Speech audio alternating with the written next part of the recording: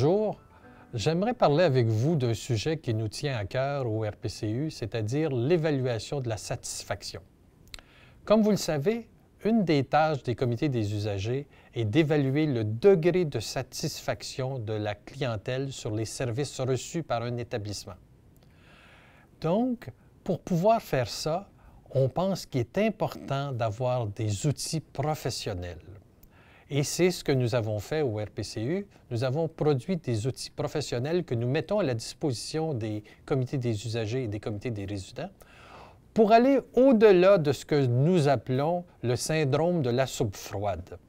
On pense que le service à donner dans un établissement de santé se résume souvent à la chaleur des aliments qu'on y sert. Je ne pense pas que ce soit le cas. Je pense plutôt que l'évaluation du degré de satisfaction doit englober un ensemble d'éléments dans un établissement de santé, autant dans un hôpital que dans un CLSC ou même dans un CHSLD. Un des éléments qui est important d'évaluer, c'est la signalisation dans un établissement de santé. Est-ce qu'on est capable de se retrouver facilement? Si on doit aller dans un département pour aller passer un test, est-ce qu'on est en mesure de se déplacer facilement? Ensuite, est-ce que le personnel, y compris les professionnels, nous accueillent correctement?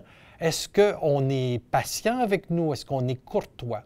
Et vous savez, c'est aussi important pour un professionnel de la santé que pour n'importe quel autre employé dans la courtoisie et la façon qu'on traite les gens. Se faire traiter rudement par un médecin n'est pas plus acceptable que par n'importe quel employé du réseau de la santé. Une évaluation ne doit pas se confiner à un seul moment de l'année, elle doit être continue pour nous permettre de voir l'évolution dans le degré de satisfaction des usagers. Et c'est ça qui va nous permettre d'améliorer la qualité. En CHSLD, nous avons développé pour les comités des usagers et les comités de résidents différents instruments, différentes grilles. Une grille peut traiter plus spécifiquement de l'accueil, une autre peut traiter plus spécifiquement de la nourriture, une autre des soins corporels, enfin des loisirs. Il est important d'avoir différentes grilles comme celle-là qui peuvent être administrées à différents moments pendant l'année.